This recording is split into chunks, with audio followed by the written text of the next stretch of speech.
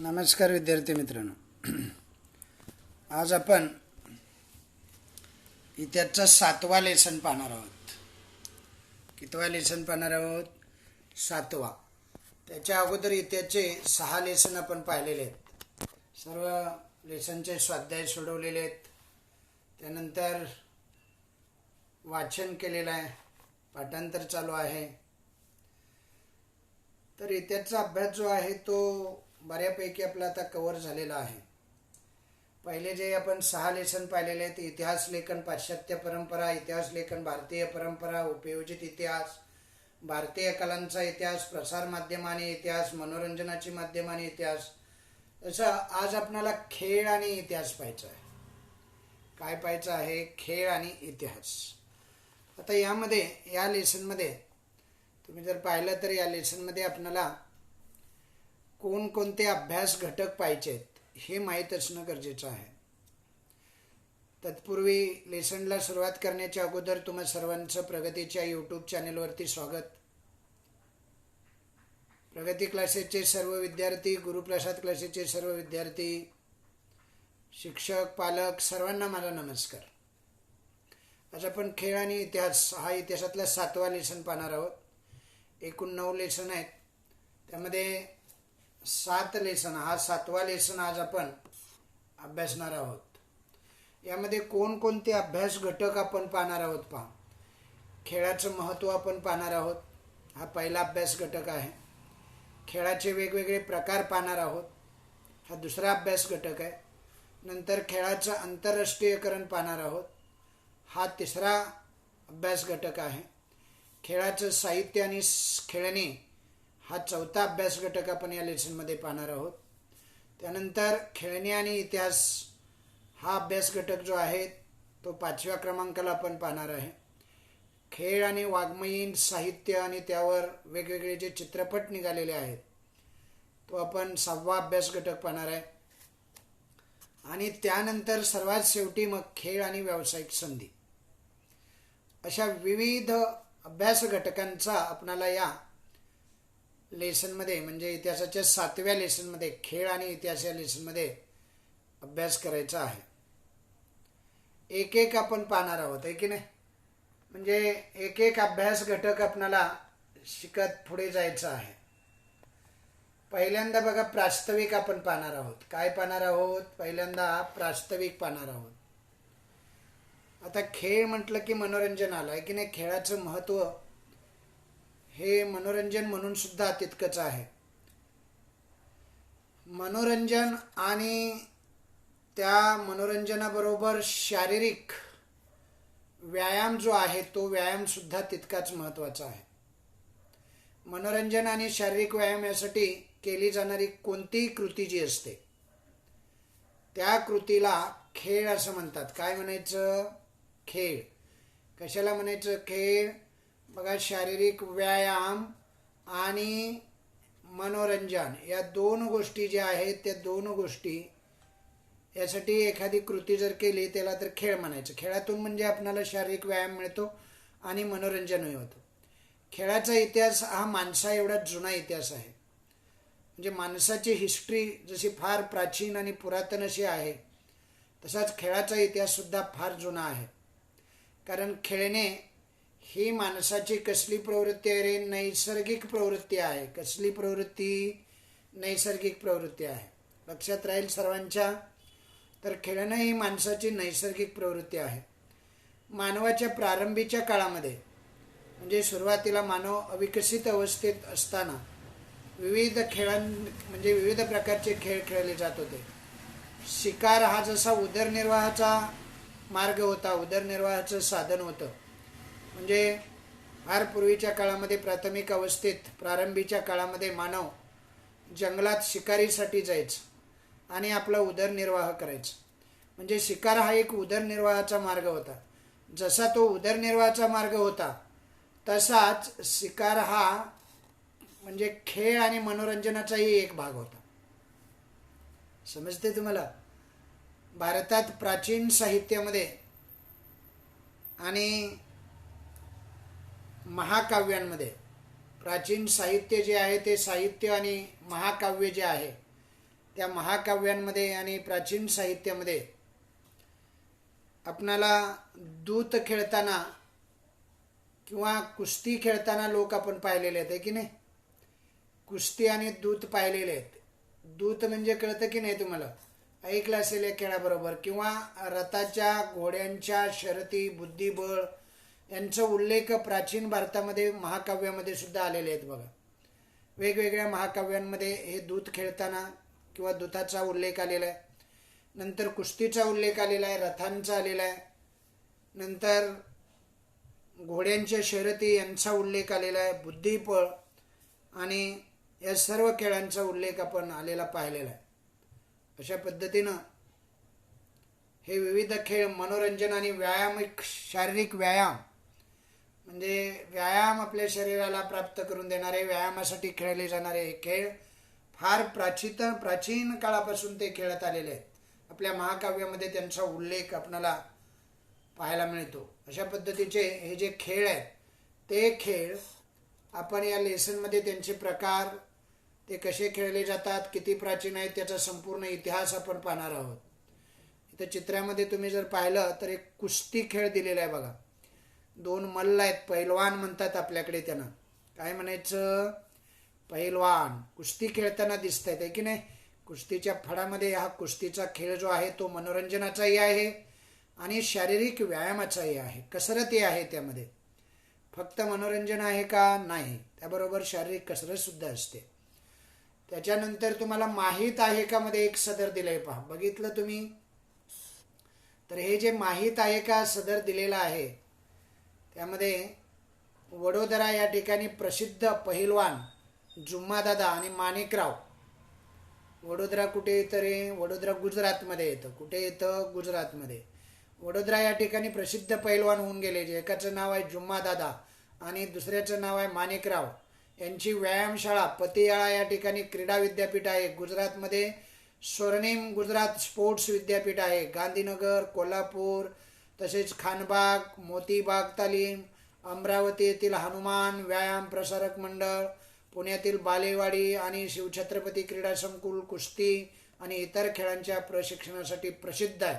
हे तुम्हाला माहीत असलं पाहिजे. जर तुम्हाला त्यामध्ये करिअर करायचं असेल तर तुम्ही ते करिअर करू शकता. अशा पद्धतीनं ही माहिती आपणाला वडोदऱ्यामध्ये येतं असणारे हे कुस्ती केंद्र. गुजरातमध्ये स्वर्णिम गुजरात स्पोर्ट्स क्लब आहे. पतियाळाला क्रीडा विद्यापीठ आहे. गांधीनगर, कोल्हापूर या ठिकाणी खासबाग व मोतीबाग तालीम आहे. अमरावती या ठिकाणी हनुमान व्यायाम प्रसारक मंडळ आहे. पुण्यामध्ये बाळेवाडी आहे, तुम्हाला माहीत असेल. शिवछत्रपती क्रीडा संकुल कुस्ती आणि इतर खेळाच्या प्रशिक्षणाबद्दल हे प्रसिद्ध असणारी ठिकाण आहेत. लक्षात राहतील का तुम्हाला? म्हणजे खेळाच्या प्रशिक्षणासाठी कार्यरत असणाऱ्या महाराष्ट्रातील ज्या संस्था आहेत त्या संस्थांबद्दल माहिती या सदरामध्ये तुम्हाला दिलेली आहे. कोणकोणती अशी म्हणजे खेळाची ही काय म्हणतो आपण त्याला, खेळाच्या प्रशिक्षणासाठी कार्यरत असलेल्या काही संस्था भारतातील प्रसिद्ध अशा संस्था आहेत. पहिली जी संस्था आहे वडोदऱ्याला पहिलवान जुम्मादादा आणि माणिकराव व्यायामशाळा. लक्षात ठेवायचं. माहीत आहे का मध्ये तुम्हाला दिलेलं आहे. तुम्ही जर पाहिलं असेल तर बघा, जुम्मादादा आणि माणिकराव यांची व्यायामशाळा. नंतर दुसरी आहे पतियाळाला. पतियाळा या ठिकाणी पतियाळा क्रीडा विद्यापीठ आहे पहा. हे पतियाळाचं क्रीडा विद्यापीठ आहे, लक्षात ठेवायचं चांगलं. ओके, हे पतियाळाला आहे. त्यानंतर गुजरातमधील स्वर्णिम गुजरात विद्यापीठ, समजलं? गांधीनगर स्वर्णिम गुजरात विद्यापीठ. हे जर तुम्ही पाहिलं स्वर्णिम गुजरात विद्यापीठ कुठे आहे? गुजरातमध्ये गांधीनगरला आहे. नंतर कोल्हापूर या ठिकाणी खासबाग आणि मोतीबाग तालीम आहे. नावं दिलेले आहेत बघा. कोल्हापूर या ठिकाणी खासबाग आणि मोतीबाग तालीम दिलेले आहे. अमरावती या ठिकाणी, याच्यानंतर अमरावती येतं. अमरावती या ठिकाणी हनुमान व्यायाम प्रसारक मंडळ आहे. आणि पुण्यामध्ये बाळेवाडी शिवछत्रपती क्रीडा संकुल म्हणतात बाळेवाडीचं. अशी विविध संस्था प्रसिद्ध आहेत आपल्या महाराष्ट्रामध्ये प्रशिक्षणासाठी. वेगवेगळ्या खेळांचं प्रशिक्षण आपल्याला या संस्थांमधून मिळतं. आता आपल्याला खेळाचं महत्त्व पाहायचं आहे. आता हे जे खेळाचं महत्त्व आहे ते खेळाचं महत्त्व पाहत असताना आपण खेळाला आपल्या जीवनात महत्त्वाचं स्थान देत असतो आहे की नाही. आपण भारतीय लोक खेळाला आपल्या जीवनामध्ये अत्यंत महत्त्वाचं स्थान देण्यात येतं. जीवनातील व्यथा आणि चिंता विसरायला लावण्याचं सामर्थ्य त्या खेळामध्ये असलेलं आपण पाहतो. म्हणजे खेळ ही अशी गोष्ट आहे की आपल्या जीवनातील व्यथा, आपल्या जीवनातील दुःख, चिंता या साऱ्या खेळामुळं आपल्याला विसरायला होतात. मनाला विरंगुळा देणं म्हणजे मनाचं मनोरंजन करणं, मन ताजेतवान करण्याचं काम खेळ करत असतात. आणि या खेळात भरपूर श्रम आणि शारीरिक हालचाली कराव्या लागतात. या खेळामुळं खेळाडूंचा व्यायामही होतो. शरीर काटक बळकट बनण्यास खेळ मदत करत असतात. खेळामध्ये मनोधैर्य, चिकाटी, खेळाडूपणा, कॉन्फिडन्स, निर्णयशक्ती असे कितीतरी गुण यांची वाढ होत असते. समजलं.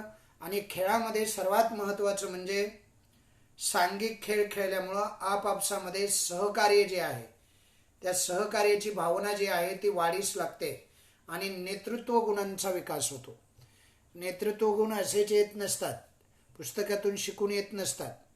किंवा सांघिक वृत्ती जी असते, एकमेकाला सहकार्य करण्याची जी वृत्ती वाढीस लागते ती खेळामुळेच लागते. अशा पद्धतीनं या खेळाचं आपल्या आयुष्यामध्ये विशिष्ट प्रकारचं एक महत्त्व आहे. ते महत्त्व आपण जाणून असलं पाहिजे. समजतंय सर्वांना? नक्की समजतंय का बाळांनो? तर अशा पद्धतीनं या खेळाचं महत्त्व आपण पाहिलं.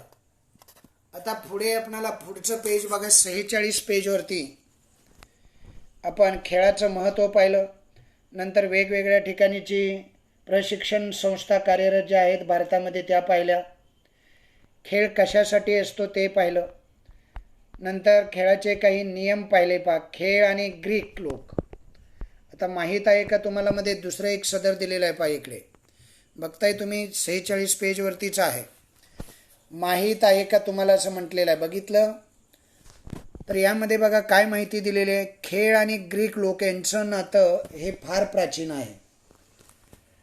प्राचीन काळापासून ग्रीक लोक खेळाशी संबंधित आहेत. खेळांना नियमित, सुसंघटित स्वरूप ग्रीकांनीच दिलेलं आपल्याला दिसतं. धावणे, थाळीफेक, रथ, घोड्यांच्या शर्यती, कुस्ती, मुष्टियुद्ध इत्यादीचे सामने त्यांनी सुरू केले. आणि प्राचीन ऑलिम्पिक ही खेळाची स्पर्धा ऑलिम्पिया या ग्रीक शहरात घेतली जाते.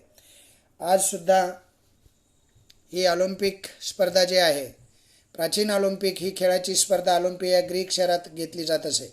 आता ती 4 वर्षातून कुठेही भरते. ज्या देशाला ते शक्य आहे ते देश भरवतात. पण सुरुवात झाली ती कुठून झाली? ऑलिम्पिया या ग्रीक शहरातून झाली. या स्पर्धेत ऑलिम्पिया लक्षात ठेवायचं, ऑलिम्पिया हे एक ग्रीकमधलं शहर आहे आणि त्या शहरामध्ये या स्पर्धा होतात. या स्पर्धेत भाग घेणे आणि विजय मिळवणे हे अत्यंत मानाचं समजलं जातं. समजलं?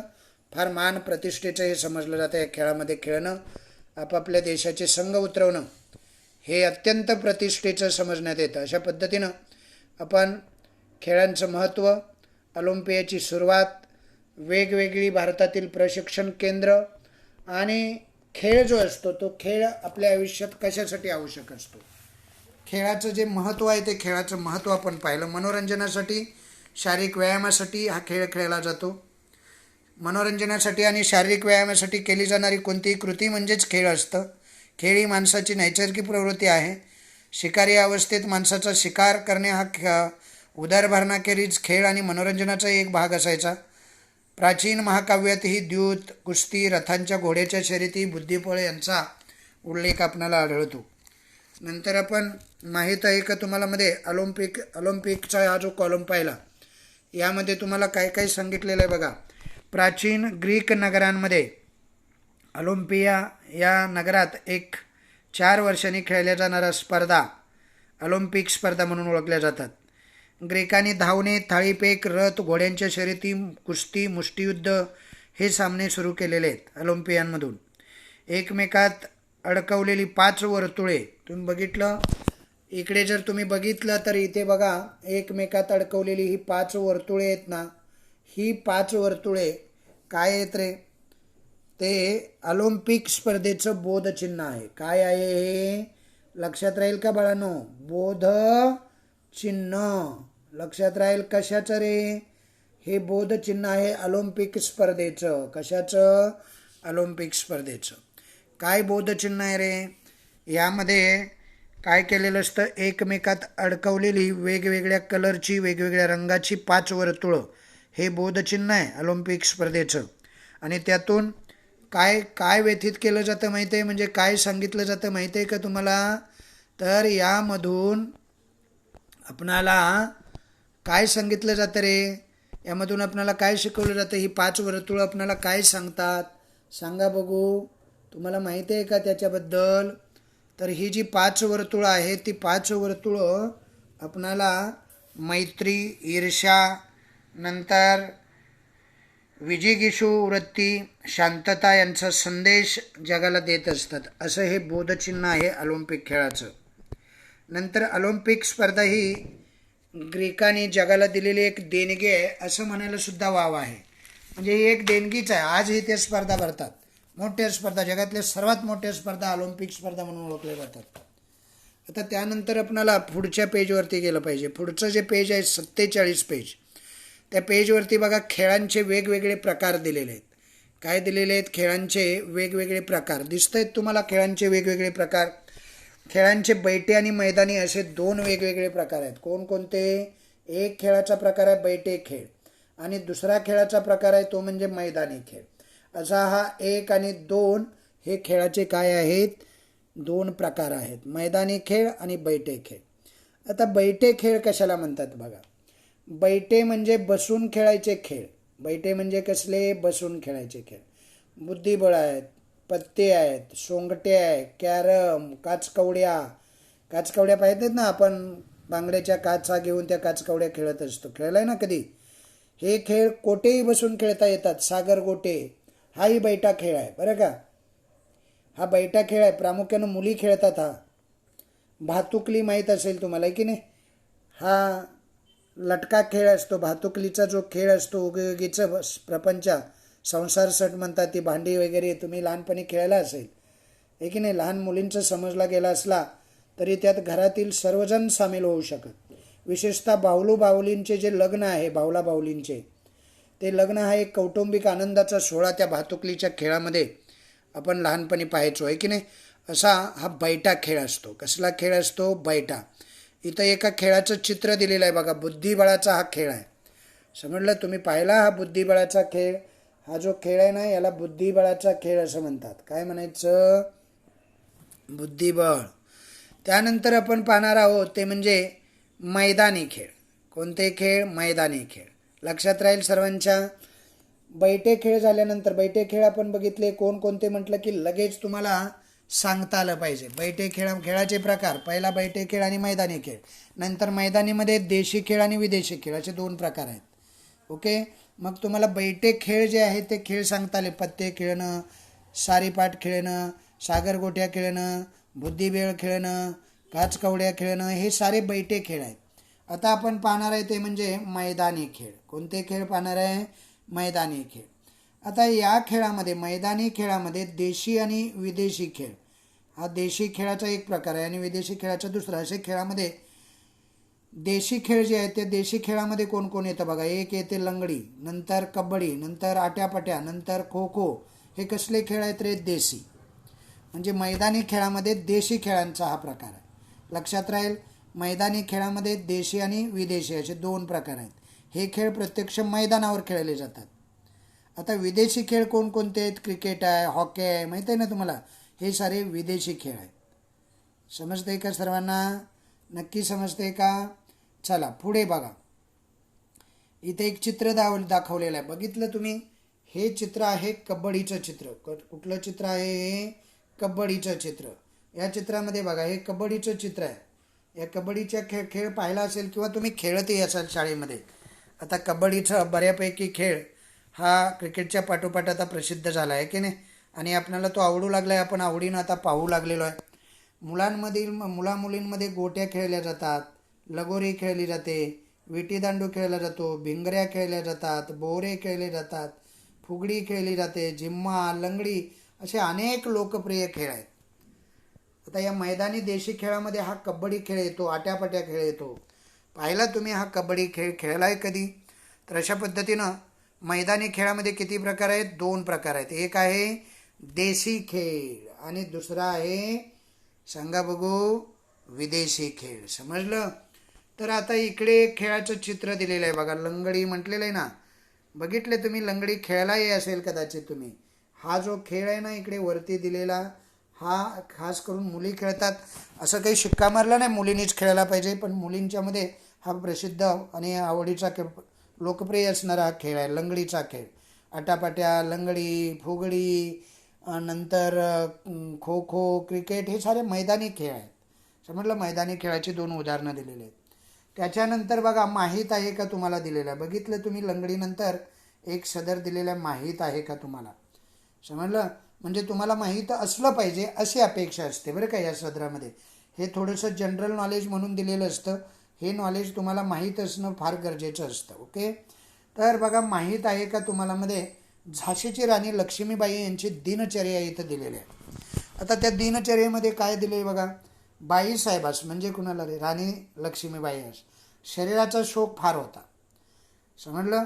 पहाटे सुटायच्या त्या, आणि पहाटे सुटून मल्लखांबाशी जाऊन 2 घटका कसरत करून मग नंतर घोडा मंडळावर धरून लागलीच हत्तीवर बसून हत्तीस फेरफटका करून 4 घटका दिवसास खुराकाचे खाणं, असं राणी लक्ष्मीबाईंचा हा दिनचर्या होती. दूध पिणं, नंतर स्नान होत असे. विष्णुभट्ट घोडसे यांच्या माझा प्रवास या पुस्तकामधून ही माहिती घेतलेली आहे.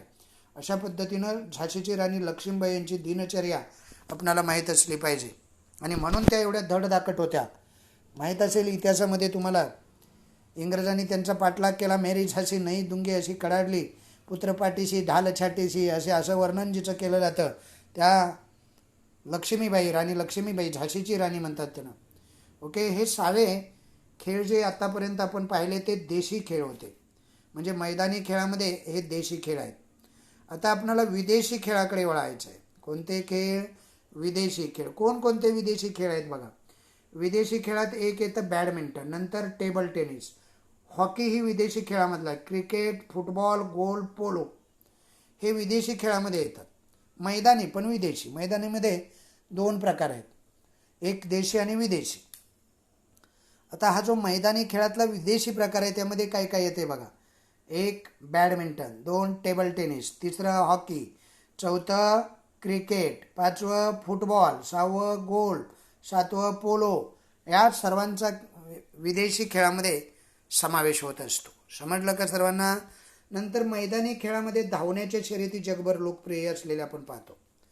100 मीटर, नंतर 200 मीटर, नंतर 5000 मीटर, 10,000 मीटर, अशा अनेक मॅरेथॉन म्हणतात त्याला. मॅरेथॉन आणि अडथळ्याच्या शर्यती यांचाही समावेश होतो. त्याच्या खाली बघा, यामध्येच एक चित्र दिलेलं आहे. बघितलं तुम्ही? हे कशाचं चित्र आहे माहीत आहे का तुम्हाला बाळांनो? हे टेबल टेनिसचं चित्र आहे. हा टेबल आहे ना, त्यामध्ये टेनिस खेळलं जातं टेनिस बॉलच्याच आहे ना. हा टेबल टेनिसचा प्रकार आहे. हा सुद्धा मैदानी आणि विदेशी खेळ आहे. कोणता खेळ आहे? विदेशी खेळ. लक्षात राहील का सर्वांच्या? इथं टेबल टेनिस दिलेला आहे. आणि लंगडी आणि आटेपाटे देशी खेळामध्ये, विदेशी खेळामध्ये टेबल टेनिस दिलेला आहे. ओके. अशा पद्धतीनं मैदानी खेळामध्ये 2 प्रकार आहेत, देशी आणि विदेशी. आता मैदानी खेळ जे आहेत ना, त्या मैदानी खेळामध्ये 100 मीटर, 200 मीटर, मॅरेथॉन, अडथळ्याच्या शर्यती, अशा अनेक शर्यतीसुद्धा यांचा समावेश आहे. शारीरिक कौशल्यावर आधारित सुद्धा गोळाफेक, थाळीफेक, लांब उड्या, अशा अनेक खेळ आहेत. ते आपण पुढे पाहणारच आहोत, आहे की नाही. इकडे बघा, इकडे 2 दुसरे वेगळेच खेळ दिलेले आहेत, आहे की नाही. कोणते खेळ आहेत रे हे? हे जे खेळ आहेत ते ना, एकाला म्हणतात स्केटिंग. काय आहे हे? स्केटिंगचा खेळ आहे. काही देशामध्ये तरी तो राष्ट्रीय खेळ म्हणून खेळला जातो. आपल्याकडे त्याला फारसं महत्त्व दिलं जात नाही, कारण आपल्याकडे अशी स्केटिंगचे वगैरे स्पर्धा भरवण्यासाठी ग्राउंड्स वगैरे नाही आहेत. आणि दुसरा एक खेळ दिलेला आहे फुटबॉल. हा सुद्धा मैदानी विदेशी खेळ आहे. समजलं? कोणता खेळ आहे हा? मैदानी विदेशी खेळ आहे. असे 2 पिक्चर्स आपल्याला दिले ते सुंदरसे, आहे की नाही. पिक्चर पाहूनच आपल्याला सुद्धा खेळावं असं वाटेल, असे ही पिक्चर्स आपल्या समोर दिलेले आहेत. आता शारीरिक कौशल्य जे असतात त्या शारीरिक कौशल्यावर आधारित मैदानी खेळामध्ये काय काय येतं रे? शारीरिक कौशल्यावरती आधारित मैदानी खेळामध्ये एक येतं गोळाफेक, नंतर येतं थाळीफेक, नंतर येतं लांब उडी, नंतर उंच उडी, नंतर पाण्यातील खेळामध्ये पोहण्याच्या शर्यती, नंतर वॉटर पोलो, नौकानयन, शारीरिक कसरतीच्या खेळामध्ये मल्लखांब, दोरीवरचा मल्लखांब किंवा जिम्नॅस्टिक या सर्वांचा समावेश होतो. समजतंय तुम्हाला? शारीरिक कौशल्यावर ते आधारित जे खेळ असतात त्या खेळामध्ये काय काय येते बघा. गोळाफेक येतो, हा शारीरिक कसरतीवरती आधारलेला खेळ आहे. थाळीफेक येतो, लांब उडी येतो, उंच उडी येतो. पाण्यातल्या खेळामध्ये पोहण्याच्या शर्यती असतात वेगवेगळ्या. नंतर वॉटर पोलो असतं, नौकानयन असतं. नंतर शारीरिक कसरतीच्या खेळामध्ये मल्लखांब आहे, दोरीवरचा मल्लखांब आहे, जिम्नॅस्टिक आहे. अशा अनेक खेळांचा यामध्ये समावेश असतो. हा बघितला तुम्ही मल्लखांबचं चित्र, किती सुंदरसं चित्र दिलेलं आहे पहा. हा जो खेळ आहे तो मल्लखांब खेळ आहे. बघितलं कोणता खेळ आहे हा? मल्लखांब आहे. दोन प्रकारचे, एक दोरावरचा आणि एक या खांबावरचा, म्हणजे लाकडी खांब असतो त्याच्यावरचा. या कसरती तुम्ही जर सर्च करून पाहिल्या तर त्या फार भयानक अशा कसरती आणि हे कसरतीचे खेळ आपणाला पाहायला मिळतात. अशा पद्धतीनं हा मल्लखांबसुद्धा कसरतीचा खेळ आहे. नंतर माहीत आहे का तुम्हाला मध्ये काय सांगितलं आहे बघा. श्रीमती मनीषा बाटे, काय नाव आहे रे? श्रीमती मनीषा बाटे यांनी केलेल्या संशोधनानुसार कुस्तीसाठी पूरक असा मल्लखांब व त्यातील पकडी यांची निर्मिती कधी झालेली आहे? उत्तर पेशवाईतील मल्लविद्यागुरू, काय नाव आहे? बाळभट्ट देवधर यांची आहे. समजलं? म्हणजे काय माहिती आहे, मनीषा बाटे यांनी केलेलं संशोधन जे आहे ते असं सांगतं की कुस्तीसाठी पूरक असा हा मल्लखांब खेळ आहे. आणि त्या मल्लखांबामधल्या पकडी ज्या आहेत त्या पकडी त्यांची निर्मिती उत्तर पेशवाईमध्ये मल्लविद्यागुरू जे आहेत बाळभट्ट देवधर यांच्या आहेत. बाळभट्ट दादांना हा व्यायाम प्रकार वानराच्या झाडावरील क्रीडा पाहून स्फुरला असेही त्यांनी नमूद केलेलं आहे. म्हणजे बाळभट्टाने या वेगवेगळी कौशल्य कुठून घेतली तर त्यांनी माकडाचे खेळ पाहिले. बाळभट्ट देवधर तुम्ही जर पाहिलात, कुस्तीसाठी पूरक असा मल्लखांब आणि त्यातील पकडी यांची निर्मिती ही उत्तर पेशवाईमध्ये मल्लविद्यागुरू बाळभट्ट देवधर यांनी केल्याचा दावा मनीषा बाटे यांनी केलेला आहे. त्यांचं संशोधन असं सांगतं. आणि हा व्यायाम त्यांना वानराच्या क्रीडेवरून स्फुरला असे त्यांनी नमूद केले. नंतर दोन बघा, यामध्ये झाडावरील क्रीडा ज्या आहेत वानराच्या, त्या क्रीडा बघून त्यांनी या खेळाची वेगवेगळी कौशल्य डेव्हलप केली. त्यानंतर पुढे बघा, साहसी खेळामध्ये काय यायला आलेलं आहे कळतंय तुम्हाला? साहसी खेळ जे आहेत, या साहसी खेळामध्ये कोणकोणते साहसी खेळ आहेत? हे जे साहसी खेळ आहेत त्या साहसी खेळामध्ये स्केटिंग, नंतर काय काय आलेलं आहे रे? स्केटिंग, नंतर स्कीइंग म्हणजे घसरण्याच्या शर्यती असतात. आणि नंतर या घसरण्याच्या शर्यतीनंतर स्केटिंग, स्कीइंग, आईस हॉकी हे खेळ अत्यंत लोकप्रिय असलेलं आपण पाहतो. हे लक्षात ठेवायचं. एक स्केटिंग, नंतर स्कीइंग म्हणजे घसरण्याच्या शर्यती, नंतर आईस हॉकी म्हणजे बर्फावरती हॉकी खेळली जाते. हे खेळ लोकप्रिय आहेत. हे साहसी खेळ आहेत. साहसी आणि रोमांचकारी खेळामध्ये प्रस्तरारोहण, ग्लायडिंग, मोटरसायकल, मोटार कार यांच्या शर्यतीचा समावेश होतो. अशा पद्धतीनं हे वेगवेगळे खेळ भारतामध्ये वेगवेगळ्या प्रकारामध्ये मोडत असतात आणि ते खेळले जातात. चला शोधू यामध्ये काय दिलंय पहा. काय दिलंय रे? चला शोधू यामध्ये शिक्षक आणि पालक आणि यांनी काय करायचं आणि आंतरजाल यांच्या मदतीनं कुस्तीगीर खाशाबा जाधव जो आहे तो खाशाबा जाधव किंवा मारुती माने आणि खाशाबा जाधव भारतरत्न सचिन तेंडुलकर यांच्या जीवनाविषयी माहिती मिळवायला सांगितलेली आहे. खाशाबा जाधव आणि मारुती माने हे प्रसिद्ध कुस्तीगीर आहेत. कुस्तीगीर होऊन गेलेले आहेत. सचिन तेंडुलकर यांचा विक्रम तुम्हाला क्रिकेटच्या बाबतीत माहीत असेल. क्रिकेट कामगिरीबद्दल तुम्ही त्यांचं चरित्र पाहिलं असेल किंवा त्यांची हिस्ट्री तुम्हाला माहीत असेल. भारत सरकारने त्यांना या कामगिरीबद्दल भारतरत्न हा पुरस्कार दिलेला आपल्याला दिसतो. अशा पद्धतीनं या खेळामध्ये सुद्धा प्रचंड मोठं करिअर आपण करू शकतो. नंतर आपणाला खेळाच्या स्पर्धा पाहिजेत. खेळाच्या ज्या स्पर्धा असतात त्या स्पर्धा काय सांगतात मला? खेळाच्या स्पर्धांना जगभर मान्यता मिळालेली आहे. एक मोठी सर्वात स्पर्धा जी आहे ती ऑलिम्पिक आहे. नंतर एशियाड आहे. दिव्यांगांचं ऑलिम्पिकसुद्धा असतं. क्रिकेट विश्वचषक स्पर्धा ही सुद्धा मोठी आहे. हॉकी, कुस्ती, बुद्धिबळ इत्यादी खेळाच्या स्पर्धासुद्धा जागतिक पातळीवर होतात. आपल्या देशात हॉकी, क्रिकेट हे खेळ लोकप्रिय असणारे खेळ आहेत. हॉकी जो आहे तो भारताचा कसला खेळ आहे रे, माहीत आहे का तुम्हाला? हे माहीत असणं फार गरजेचं आहे बरं का. म्हणजे हॉकी जो खेळ आहे ना, हा भारताचा राष्ट्रीय खेळ आहे. आपल्याला राष्ट्रीय खेळ विचारलं तर आपण क्रिकेट, कबड्डी असं काहीतरी सांगतो बरं का. असं काही न सांगता आपण अभ्यासपूर्वक सांगितलं पाहिजे. तर हा जो हॉकी खेळ आहे तो राष्ट्रीय खेळामध्ये येतो. कुठल्या खेळामध्ये येतो? राष्ट्रीय खेळामध्ये. या खेळाच्या स्थानिक, शहर, तालुका, जिल्हा, राज्य, आंतरराष्ट्रीय स्तरावरती स्पर्धा होत असतात. समजलं? या ज्या स्पर्धा असतात ना, कोणत्या खेळाच्या? हॉकी खेळाच्या. हॉकी हा कसला खेळ आहे? राष्ट्रीय खेळ आहे. ध्यानात राहील का रे बाळांनो? तर हा हॉकी राष्ट्रीय खेळ आहे ना, ह्या खेळाच्या स्थानिक, नंतर शहर, तालुका, जिल्हा, राज्य आणि राष्ट्रीय, आंतरराष्ट्रीय म्हणा, या स्तरावरती हॉकीच्या स्पर्धासुद्धा होत असतात. राष्ट्रीय, आंतरराष्ट्रीय स्पर्धा गाजवणाऱ्या खेळाडूस त्या क्षेत्रात उत्तम करिअर करता येते. म्हणजे खेळामध्ये सुद्धा उत्तम दर्जाचं करिअर आपण करू शकतो. ओके, पुढे बघा. माहीत आहे का तुम्हाला? काय दिले रे? माहीत आहे का तुम्हाला? मध्ये कसली माहिती दिली? अत्यंत महत्त्वाची माहिती असते. आपण दुर्लक्षित नाही करायची, बारकाईनं ती पाहायची, जनरल नॉलेज म्हणून ते ठेवायचं लक्षात. बघा, मेजर ध्यानचंद हे भारतीय हॉकीचे खेळाडू आहेत आणि ते भारतीय हॉकी संघाचे संघनायक म्हणजे कॅप्टनसुद्धा आहेत. ध्यानचंद, मेजर ध्यानचंद म्हणतात त्यांना. ओके, त्यांच्या नेतृत्वाखाली 1936 साली भारतीय हॉकी संघाने बर्लिन ऑलिम्पिकमध्ये सुवर्णपदक जिंकलेलं आहे. हे आपल्याला माहीत असलं पाहिजे. त्यापूर्वी 1928 आणि 1932 भारतीय हॉकी संघाने पदकं जिंकलेले आपण पाहतो. तेव्हा ध्यानचंद हे भारतीय संघाकडून खेळले होते. 29 ऑगस्ट हा त्यांचा काय आहे? जन्मदिवस, राष्ट्रीय क्रीडा दिवस म्हणून साजरा केला जातो. आपल्या भारतामध्ये तो राष्ट्रीय क्रीडा दिवस म्हणून पाळला जातो. हा कुणाचा जन्मदिवस आहे? मेजर ध्यानचंद यांचा. मेजर ध्यानचंद कोण आहेत? हॉकीचे खेळाडू आहेत आणि त्यांच्या नेतृत्वात कॅप्टनसुद्धा बराच काळ आपल्या भारतीय संघाचे राहिलेले आहेत. 1928 आणि 1932 खेळाडू म्हणून, तर 1936च्या बर्लिन ऑलिम्पिकमध्ये हॉकी संघाचे संघनायक म्हणून मेजर ध्यानचंद यांनी भारताचं प्रतिनिधित्व केलेलं आहे. तिन्ही ऑलिम्पिक स्पर्धामध्ये भारताला हॉकीचं सुवर्णपदक मिळवून दिलेलं आहे. एक स्पर्धा कॅप्टन म्हणून आहे आणि 2 स्पर्धा खेळाडू म्हणून आहेत. 1936 साली कॅप्टन म्हणून आणि 28 आणि 32 साली खेळाडू म्हणून त्यांनी खेळ करून दाखवलेला आहे. मेजर ध्यानचंद यांनी भारताचे प्रतिनिधित्व त्या काळी 3 स्पर्धामध्ये करून सुवर्णपदक आणलेले आहे.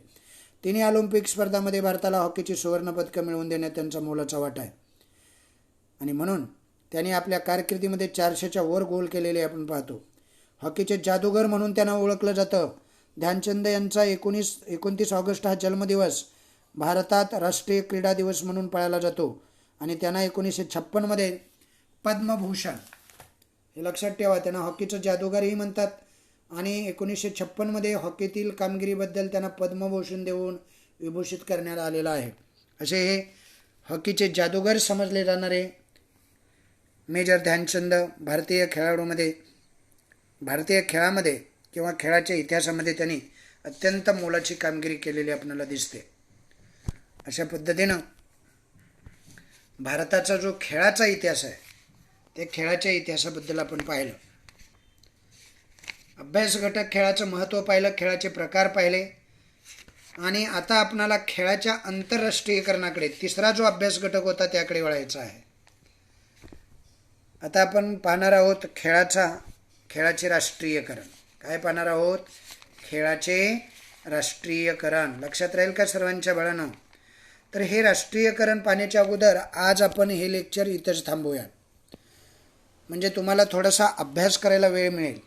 खेळावरती प्रश्न विचारतात बाळांनो आणि त्यामुळं ह्या चांगला अभ्यास झाला पाहिजे. चांगल्या पद्धतीनं अभ्यास करून आपण परीक्षेसाठी गेलं पाहिजे.